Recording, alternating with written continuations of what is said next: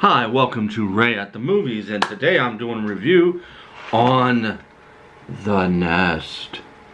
This is a movie I was originally going to save for the 31 days of Halloween, or upload a video for the whole 31 days of October. But I realized I was so focused on doing that I forgot to have a video ready for today. Originally it was going to be this movie that came out in 1994 called The Shadow Creature. So when I tried to watch the movie Saturday, I couldn't get through it. The movie is actually hard to watch, and I'm going to have to re-watch it just to remember what I watched. Because so far the movie is very cheesy and to the point to where it's so bad it's not good at all. It's very cheesy and the acting's exaggerated. So let's go over The Nest. Now this is based off a book. Believe it or not. Based off the book by L.I. Chantor. And I found that out. So I'm going to be working on reading that book. Because I do want to do a series, not very big series, on the difference between the book adaptations to the movies themselves. So, The Nest came out May 13th, 1988. And how I saw this perfect gem of a movie, because I really like this film, is on USA Up All Night. I know a lot of people going, well, you say that a lot on half the movies you review or talk about, that you saw them on USA Up All Night. Yeah, I did. I can't remember if this was USA Up All Night was on a Saturday or Sunday, but I used to sneak and stay up to watch the segments, and The Nest was part of that. And look how gnarly that cover is. And eventually I would find it, go ahead and rent it on the VHS on VHS at either Hollywood Video or Blockbuster Video. So, because I do like this film. It is I think produced by Roger Corman's wife. I don't know if they're still married. Julie Corman produced this. Produced it. It says right there, produced. And I really like this film. It's a very well done film. The practical effects in this movie are fantastic, and my favorite parts of the film is towards the end. And I know I say that a lot sometimes, that the end part is my favorite, but that's where it ramps out, and the creep factor and really goes crazy and runs rampant, especially the gore. Really rampant towards the end of the movie. So let's go ahead and get to the cast of this movie. We have Robert Lansing, who did 4D Man, Empire of the Ants, Island Claws, which I'm tempted to do a review on that. I have the Blu-ray and saw that movie on TV. The Equalizer, the TV series, not the movie with Denzel Washington, or the remake with Queen Latifah. I still have to watch that. I heard it was good. Both the movie and the new reboot. Lisa Langlis from Happy Birthday to Me, class of 1984, Deadly Eyes. I still gotta see that movie. Transformations, which I do have, by the way. We have Frank Luce from Ghost Town, Hometown, the series, Good Cop, Bad Cops. I'm sorry, that's Good Cops, Bad Cops. Turn Back the Clock. He is fantastic in this movie. He was fantastic in Ghost Town, and he's fantastic in this movie. It's no different. Then we have Terry Trias, The Terror Within, Alien Nation, the series, as well as the TV movies to Alien, the Alien TV series, where they made a series of movies, TV movies, for the series. And those were actually fun movies, TV movies. Nightmare on the 13th Floor. Don't know if I've seen that one. And the dreaded sequel, House 4. Still a terrible movie. And I'm not going to change my mind. It's not aged well. And in fact, the director doesn't even like the movie. That says something. Stephen Davis, Lord of the Deep, Rage and Honor. Revenge of the Nerds 4, Nerds in Love. Blood Fist, I think 7, Manhunt. Might be wrong. I'm a little off on my Roman numerals. You gotta forgive me. It's early in the morning. I wanted to get this done though. Diana Bellamy, Outrageous Fortune, Born in East LA, Spellbinder, Critters 3, Jack Hollins, The Other, The Sting, The Tower and Inferno, Jackal and Hyde, Together Again, Nancy Morgan, Grand Theft Auto, The Dreamer of Oz, Lucy Duke, and then of course Lucky Duke, the series. Jeff Winkless, Saturday the 14th Strikes Back, Space Invaders, Rage and Honor, Look Who's Talking Now, Heidi Helmer, Purple Haze, Porky's Revenge, Terminal Entry, Beach Balls, directed by Terrence H. Winkless, Blood Fist, Rage and Honor, Not of This Earth.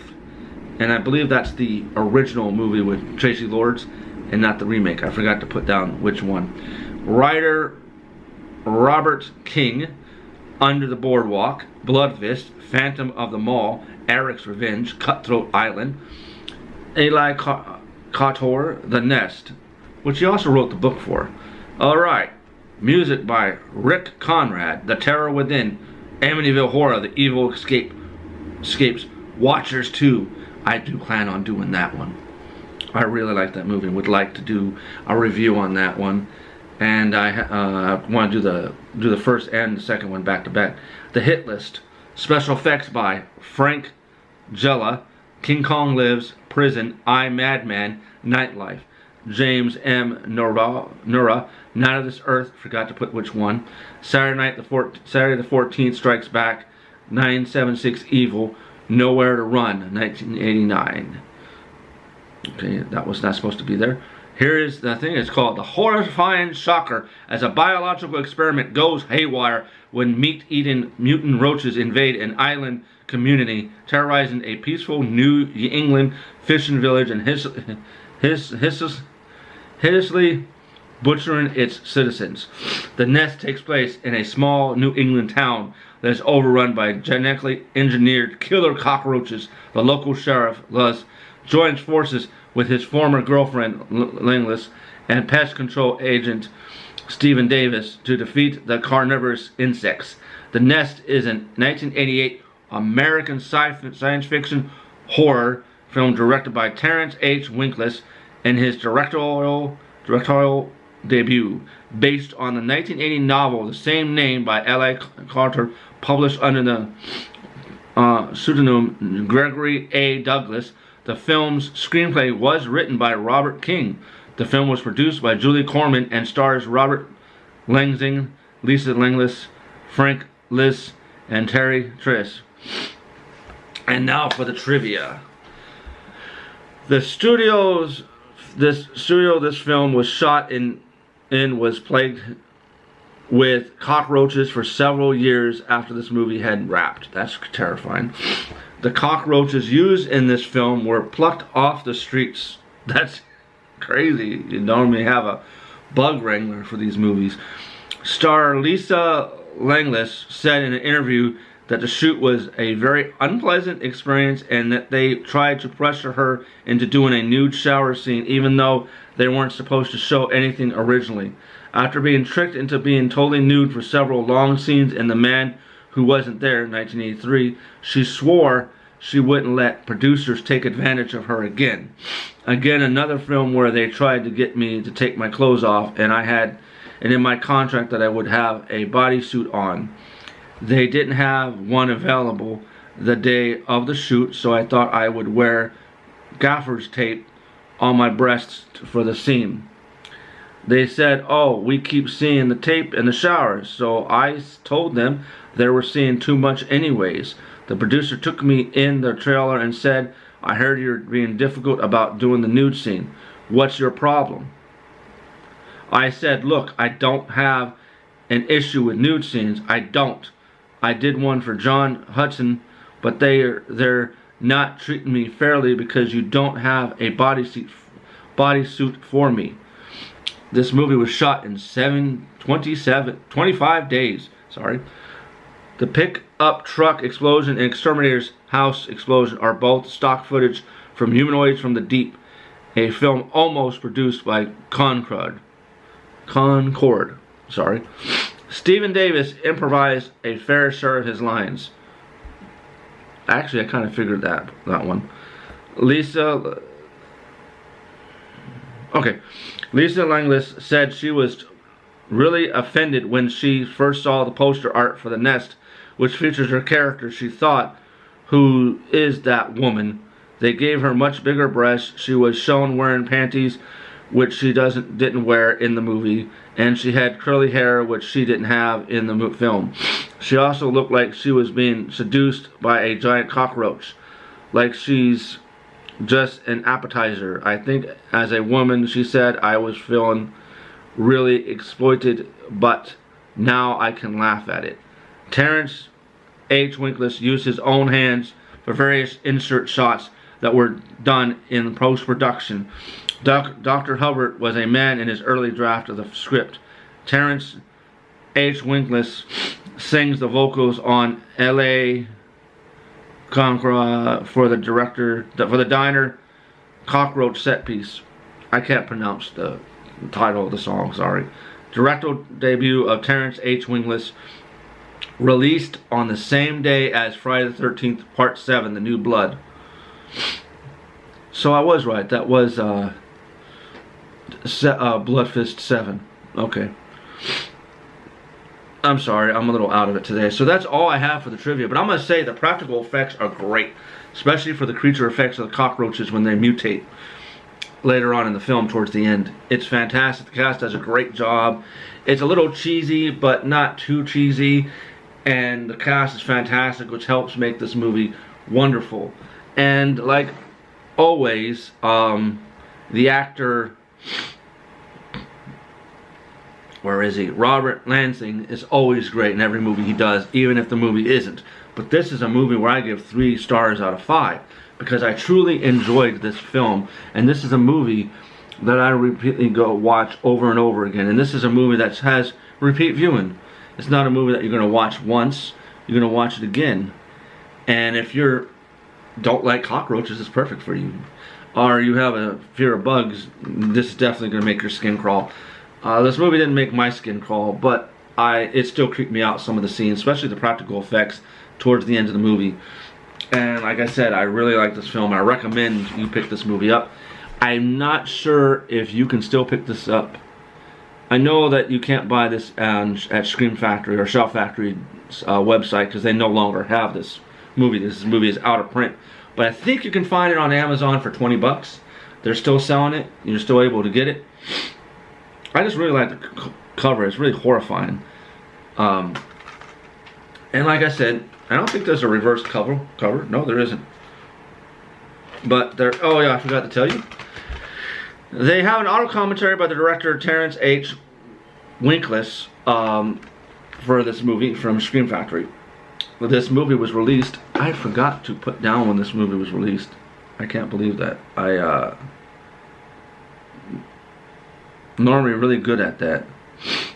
So let me real quick while I'm talking about the movie see when it came out, and I can also figure out which it's not that important. You can always look it up to see which night of this earth it is.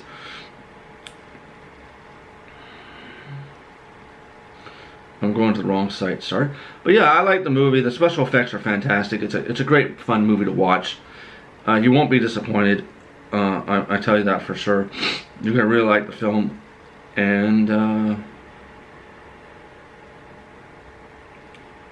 just let me do this real quick. Figure out when I think it was released in 2017, and let's see if I'm correct. It was released by Shout Factory on February 19, 2013. So I was a little off. But no, if you have a chance to find this, I think you can, let me check real quick for you, where you can watch this. I'm trying to be a little bit more productive of how easy it is to watch these movies. Oh, okay. So you can watch it on Tubi right now, Plex, and Amazon Prime Video to rent for $2.99. I really do suggest you pick up this movie and watch it. No matter how you view it, whether you view it on Blu-ray or DVD, because I think you can buy it on DVD still. And the cover, I think, is similar to this movie. I don't know, actually. I know this is weird. I don't normally do this, but I'm going to keep it in because I want to be really... Oh, they never had this movie. Oh, yeah, they did. Yeah, it has the same little bit. Can you see it? No, it went out accidentally. Hold on. There it is. And is it gonna? No, it's not. Okay, it's almost identical to the cover that you get. And that's how I had the movie at first, was on VHS.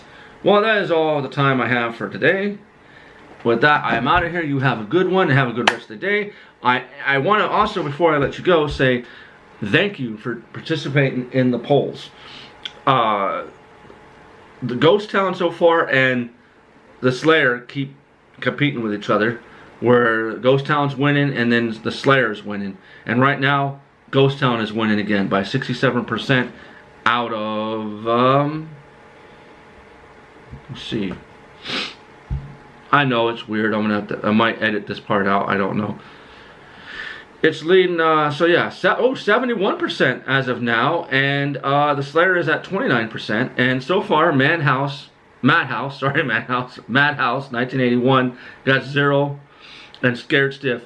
So I guess the Slayer is a more well-known movie, and I wasn't aware of that. So I am going to keep this in, because I try to be fair and try to look up things so you know. But like I said, check this movie out. You will not be disappointed. However you choose to watch it, whether you buy a copy of this on Amazon, because I think you can still buy the, I don't know if you can buy the DVD still, but you can watch it on, like I said, Tubi, Plex, and Amazon Prime to rent for $2.99. So you can also go that route. It's only $3 that you're wasting if you don't like the movie, but I really do recommend this movie. It's a fun watch, and it has repeat viewing. You'll watch this again. So with that, I'm out of here, and also I'm thinking about doing another poll for another 4 movies that I want to do for the 31 days of Halloween. But with that, I am out of here, because I do not want it to go to 18 minutes. So with that, have a good one. It's already going too long. Bye.